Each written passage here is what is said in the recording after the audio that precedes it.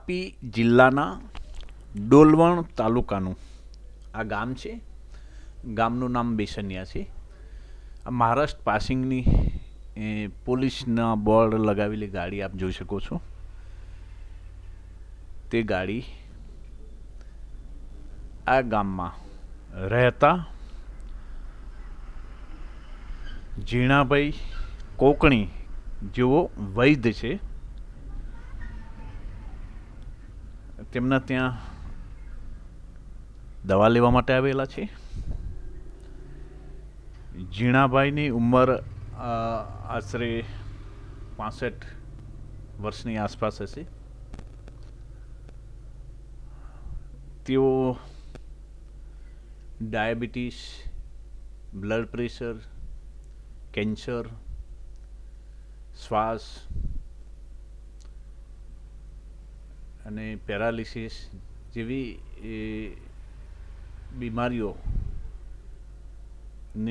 દવાઓ આપે છે. બીજા કેટલાય રોગોની પણ દવાઓ કરે છે, જે તેમને તેમના બાપ દાદાઓ તરફથી વારસાગત મળેલ છે. ગામમાં ચારે બાજુ લીલી હરિયાળી છે. ખૂબ જ ચોખ્ખાઈ, સ્વચ્છ વાતાવરણ છે. ના ઝીણાભાઈ જે વૈદ છે, તેમના ત્યાં ગુજરાતના વિવિધ વિસ્તારો સાથે મહારાષ્ટ્ર સહિતના બીજા રાજ્યોમાંથી પણ લોકો દવાઓ લેવા આવે છે. ઝીણાભાઈ પોતે ટુ વ્હીલર લઈને આવી ગયા છે. આ તમે જે જોઈ રહ્યા છો એ ઝીણાભાઈ છે, વૈદ. તેઓ તેમના ત્યાં આવતા તમામ પેશન્ટની યાદી રાખે છે, રજિસ્ટર રાખે છે, અને તે રજિસ્ટરમાં દર્દીનું નામ, એ કયા વિસ્તારમાંથી આવે છે, તેમના મોબાઈલ નંબર સહિતની વિગતો એકઠી કરે છે. તે ખૂબ સારી વાત છે. જે મોટી હોસ્પિટલોમાં ફાઇલ બનાવવામાં આવતી હોય છે, આ ગ્રામ્ય વિસ્તાર છે, ટ્રાઇબલ વિસ્તાર છે, આદિવાસી વિસ્તાર છે. અને ઝીણાભાઈ જે પ્રકારની જંગલ જમીનમાંથી મળતી દુર્લભ ગુણકાર જડીબુટ્ટીઓની જાણકારી ધરાવે છે, જે તેમના વડવાઓના આશીર્વાદ છે. અને તે આશીર્વાદ અને તેમને જે તેમના માતા પિતાએ શીખવાડ્યું છે, કઈ ઔષધિ કયા રોગમાં કામ કરે અને કયા રોગમાં ગુણકારી હોય, તેના આધારે તે લોકોને દવાઓ આપે છે. અને જિદ્દી રોગો મટાડે છે, તેવું તેમનું કહેવું છે. કારણ કે અગાઉ અમે વર્ષ 2023માં જ્યારે ટ્રાઇબલ વિસ્તારમાં ફરવા નીકળ્યા હતા, ત્યારે ફરતા ફરતા એમની મુલાકાત થઈ હતી. અને તે સમયે એમની અમે સ્ટોરી કરી હતી, અને એ સ્ટોરી અમારા પેપરમાં પ્રસિદ્ધ કરી હતી. એ પેપર પણ તેમણે ખૂબ જ જીવની જેમ સાચવી રાખ્યું છે, અને તેમના ઘરની બહાર ફોટો ફ્રેમ કરીને લગાવેલું છે. એ અમારા માટે પણ ગર્વની વાત છે. आप कहाँ से हो? सुरगान से। वो कहाँ पड़ता है? नासिक जिला। नासिक जिला। नासिक जिला। हाँ। अच्छा, यहाँ आपको ये बेसनिया किसने बताया आपको ये गांव? ये पहले से हमारे गांव का आदमी इधर आया था, दवा लेने आते थे? हाँ दवा लेने, इसलिए मैं इधर लाया। अच्छा, पहले आप यहाँ मतलब कि आपके गांव के आसपास के लोग दवा ले जाते हैं? हाँ। और अभी आज किस चीज़ की दवा लेने आए थे? शुगर की। शुगर की। शुगर की और ये अच्छा, ब्लॉकेज सब वो है. બીજું પેશન્ટ આવ્યું છે ગાડી લઈને.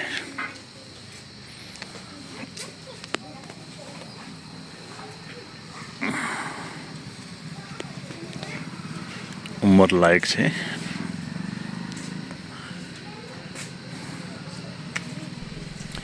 આ બેન જે આવ્યા તે લકવાગ્રસ્ત છે અને લકવાની બીમારીની ટ્રીટમેન્ટ કરાવવા તેઓ ઝીણાભાઈ પાસે આવ્યા છે.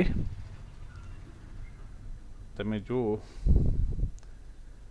ઝીણાભાઈના ત્યાં કઈ પ્રકારની તેલ માલિશ આ પ્રકારના પેશન્ટોને કરવામાં આવે છે અને અત્યારે હાલ જે થોડા આધુનિક મશીનો નીકળ્યા છે તેનો પણ ઉપયોગ ઝીણાભાઈ કરે છે તે પણ અમે જોયું. પણ અહીંયા જે ખૂબ જ જૂની વનસ્પતિના તેલ છે એનાથી પેશન્ટને સારવાર આપવામાં આવી રહી છે. વર્ષ 2023માં અમે ટ્રાઇબલના વિસ્તારમાં ફરતા ફરતા અહીંયા આવેલા અને અચાનક ઝીણાભાઈની મુલાકાત થયેલી અને તેમની મુલાકાત બાદ અમે જોયું અહીંયા કે એમના ત્યાં લકવાના, બ્લડ પ્રેશરના, ડાયાબિટીસની દવાઓ લેવા માટે ખૂબ મોટી સંખ્યામાં સવારથી જ પેશન્ટો આવે છે. તો ત્યારે એ જોઈને અમે સ્ટોરી બનાવેલી. અમે બીજી વાર આ વિસ્તારની મુલાકાતે આવ્યા છીએ તો અમે ઝીણાભાઈ પાસે જાણવા માગીશું. જે તે સમયે તો એમણે કહેલું કે આ બાપદાદાના સમયથી ચાલી આવતી પ્રક્રિયા અને જે એમને વારસામાં મળેલી હતી. પણ અમારા મનમાં એક બીજો એક પ્રશ્ન ઉપસ્થિત થયેલો છે એટલે એમને પૂછીશું. ઝીણાભાઈ, અત્યારે હાલ જે તમે સેવા આપી રહ્યા છો જે વંશ પરંપરાગત છે અને જે આયુર્વેદિક દવાઓ સાથે સંકળાયેલી છે, જંગલ સાથે જે જડીબુટ્ટીઓને એની જે ઓળખાણ છે ને એનો શું ઉપયોગ થઈ શકે એ બધું તમે જાણો છો. એ તમને અગાઉ તમે જણાવેલું છે, તેમ છતાં આપણે બીજી વાર એને રિપીટ કરીશું. એ કઈ રીતે તમારા બાપદાદાઓ પાસેથી તમે શીખ્યા? બાપદાદા તો મને નાનપણથી લઈને ફરે કે આ વસ્તુ આ કામમાં આવે, ફલાણી વસ્તુ ફલાણા કામમાં આવે, એવું નાનપણથી બતાવતા ગયો. તો મારા જુવાનીમાં મોડે કરી બધી. ટૂંકમાં એ જે પણ કરતા એ તમને એમની સાથે રાખતા અને એને ટ્રેનિંગ આપતા? ટ્રેનિંગ એટલે બધું એનું પ્રમાણ કેટલું લેવાના. એક બીમારીમાં 5 પ્રકારની જડીબુટ્ટી આવે, એમાંથી આ વસ્તુને કેટલું પ્રમાણ ને ફલાણી વસ્તુને કેટલું પ્રમાણ, એ પ્રમાણ ખાસ જાણવું પડે. ને દરેક ઝાડમાં નરની નારી રીતે ઓળખાય. નર નારી દર ઝાડમાં આવે જ, તો નારી કેટલી કામ કરે ને નર કેટલું કામ કરે તે બધી આ બાપુજીએ જાણકારી આપેલી મને. ઝીણાભાઈ, તમારા પિતાશ્રી પછી કેટલા વર્ષ થઈ ગયા? મને તો 30-32 વર્ષ થયા. અચ્છા, 35 વર્ષ દરમિયાન સરકારમાંથી કોઈ તમારી નોંધ લેવામાં આવી હોય એવો કોઈ? તો અમારી પહેલી મિટિંગ બિયારામાં ગઈ, એક સોનગઢમાં ગઈ, ત્યારે એ લોકોએ ચર્ચા કરેલી કે જંગલની જમીન 1 એકર ને તમે જેટલી જડીબુટ્ટીનું ઉત્પાદન કરો બધું લેવલથી માંડીને બધું ખર્ચા અમારો, આ સરકાર કહેવા માંગે. પછી જેટલું ઉત્પાદન કરો એટલું તમે તમારાથી વાપરાય તેટલી તમે વાપરો ને તમારા પાસે સ્ટોક બચે તે અમે તમને પૈસા આપીને ખરીદી લઈ જાઓ. એ ચર્ચા થયેલી અમારી. ટૂંકમાં તમે જે આ જે જડીબુટ્ટીઓ જાણો છો અને એના થકી લોકોનો ઉપચાર કરો છો એની નોટ સરકારના વિભાગ દ્વારા લેવામાં આવી છે અને તમારી વિઝિટ બી કરવામાં આવી છે, એમથી ને? એટલે ઝીણાભાઈ દ્વારા એમના માતા પિતા થકી જે વારસાગત ભેટ મળી છે જે લોકોને બીમારીમાં સાજા કરવાની, અને એની નોંધ સરકારના જે અહીંના જે સ્થાનિક કચેરીઓ હોય સરકારી, એમના વિભાગો દ્વારા પણ નોંધ લેવામાં આવી છે. અને એમની સાથે અને એમના જેવા બીજા જે બી આ વ્યવસાયમાં સંકળાયેલા એ તમામ લોકો સાથે મિટિંગો થયેલી છે. અને એવું આશ્વાસન આપવામાં આવેલું છે કે આ જે જમીનની મતલબ કે જે જંગલની જડીબુટ્ટીઓ છે એને સાચવવી અને એને ઉત્પાદન કરવું ખૂબ જ જરૂરી હોય. તો એમને એ માટે જમીન ફાળવવાની અને એમાં ઉત્પાદન વધારવાની જે બાંહેધરી આપવામાં આવી છે કે એ બાબતે સરકાર જો ખરેખર ગંભીર બની અને આવા લોકોની સાથે મળીને જો જૂનો વારસો સાચવવા અને એને ટકાવી રાખવા માગતી હોય તો પછી એ દિશામાં આગળ પગલું લેવે તો સોનામાં સુગંધ ભળી જાય.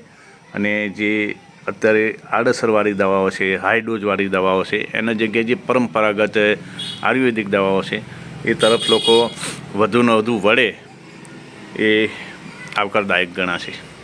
ઝીણાભાઈ, તમે જે આ દેશી દવાઓથી ઉપચાર કરો છો એમાં કોઈ એવી ઘટનાઓ ખરી કે જે ખૂબ દવાખાનો ફર્યા હોય પછી એ એટેકને લગતી હોય, ડાયાબિટીસને લગતી હોય કે કેન્સરને લગતી હોય કે પછી લકવા, જે બી તમે ટ્રીટમેન્ટ આપો છો કે મોટા મોટા દવાખાના ફર્યા હોય ને પછી હારી થાકીને તમારી પાસે આવ્યા હોય અને સારું થયું હોય એવા કેસ કેટલા કંઈ? એટલા તો ઘણા કેસ છે, પણ આ કેન્સરવાળાની વાત એ તો ત્રીજા સ્ટેજની વાત. એટલે બીજું ઓપરેશન થઈ ગયેલું, ત્રીજા સ્ટેજની સલાહ લેવા ગઈ ત્રીજા ઓપરેશનની, તો ડૉક્ટરે 14 લાખ રૂપિયાનો ખર્ચો કીધો. તો ભાઈ શેર લાવીને શેર ખાતા હોય તો કાઠી લાવવાના 14 લાખ રૂપિયા. તો અહીંયા આવીને એક ચપટી ધૂળમાં ખારો થઈ ગયો. ત્રીજી આંટા દવામાં તો ભાઈ ખારો થઈ ગયો 1 માસની દવા માટે. ક્યાંનો કેસ હતો આર્યો? સેલવાસનો. સેલવાસ. એનું નામ છે રેકોર્ડમાં. અચ્છા. એટલે સેલવાસ ટૂંકમાં તમારા ત્યાં તો દૂર દૂરથી પેશન્ટ આવે છે એકબીજાનું સાંભળીને જાણીને. ને એક બીજો કેસ લખવાવાળો, એ 20 વર્ષનો લખવાવાળો. આખા ગુજરાતના દવાખાના ફર્યા, મારી બીમારી દૂર નહીં થઈ એમ કહેવા માંગે ભાઈ. તો એ અહીંયા આવ્યો તો એને મેં કીધું, ભાઈ તમે એક જ આટામાં હારા થવા માગે તમે હારા નહીં કરી શકો, પણ તમે મને એવા એક પકડથી પકડીને તમારી બીમારી મટાડી દેવા. એને મેં ખાતરી આપેલી, ભાઈ તમે આજે ડ્રાઈવર કરીને લાવેલા છે 4 વ્હીલ ગાડી, તમે એક દિવસ પોતે ગાડી ચલાવતા કરી દીધી, એ મારી ગેરંટી. 20 વર્ષથી લખવાવાળો પેશન્ટ. અચ્છા, આજે એ જ ભાઈ ઇન્સર્ટ કરીને મારા આંગણામાં ગાડી મૂકે તો મને બી ભાઈ આનંદ થાય. હવે બીજી એક વિષય પૂછવો હતો કે જે કેન્સરના દર્દીની હમણાં તમે વાત કરી કે મોટા મોટા ડૉક્ટરો છેલ્લી ઘડીએ પૈસા મસ્ત મોટી ફી ખાઈને છૂટી પડતા હોય છે, જવાબદારી નથી લેતા હોતા. તો એવા કઈ તમે એમને ચરી પાડવાનું કહો છો કે જેથી કરીને દવા અસર કરે, તો એની માટે શું તમે ખાસ કેન્સરના દર્દીઓને કઈ કઈ વસ્તુની ચરી પાડવાનું કહેતા? પરેજી તો ભાઈ પાવરફુલ કરવી જ પડે. એમાં કેફી વસ્તુ બિલકુલ જ નહીં ચાલે. વિમલ, ગુટકા, તમખી, તમાકુ, બીડી, સિગારેટ એ બિલકુલ જ નહીં ચાલે. મટન, માછલી, દારૂ એટલી પરેજી પાવરફુલ કરશે. 8 દિવસમાં એમાં જવાબ મળી જાય. નહીં મળે એવું દવા જ નહીં મળે. એટલે કેન્સરના દર્દીને જે પ્રકારની પરેજી બતાવવામાં આવી છે એ પરેજી જો ચોક્કસ પાળે તો 8 દિવસમાં એનું આ દવાનું રિઝલ્ટ મળે છે એવું એમનું કહેવું છે. ઝીણાભાઈ, જે તમે જડીબુટ્ટી આધારે ટ્રીટમેન્ટ આપો છો, દવા આપો છો અને હઠીલા રોગો મટાડો છો લોકોના, અને આ જે પરંપરાગત ઋષિ મુનિઓના સમયથી ચાલતી આવે છે, એટલે આપણી ભારતીય સંસ્કૃતિ સાથે સંકળાયેલી, જોડાયેલી અને ખૂબ જ પ્રાચીન પદ્ધતિઓ છે આ બધી. પણ જે રીતે જંગલોનો જે નાશ થઈ રહ્યો છે, જંગલો ઘટી રહ્યા છે અને દુર્લભ કહી શકાય એવી જડીબુટ્ટીઓ લુપ્ત થઈ રહી છે, તો આવા સમયે તમે સરકાર કે આમ જનતા કે જે આ વિકાસની જે ઓળ ચાલી છે એમાં પણ ખૂબ મોટા પાયે બધું ઝાડનું દોહન થઈ રહ્યું છે, તો એ દિશા એ બાબતે શું કહેશો તમે? એમાં તો ભાઈ હવે જંગલ બધો પૂરો થવાના, એટલે આ સાચવવી જરૂરી છે. આ બાપ દાદાની જાણકારી હવે ધીમે ધીમે જંગલ પૂરા થવાના, હવે જડીબુટ્ટી બધી સાફ થવાની, આ કોઈ સંજોગે મળવાની નથી. એટલે એના માટે સરકાર પણ ધ્યાન આપે તો સારી વાત. આ જંગલ જડીબુટ્ટી બધી બચાવવાના, ઝાડ પહાડો બચાવવાના આ સરકારના હાથમાં છે.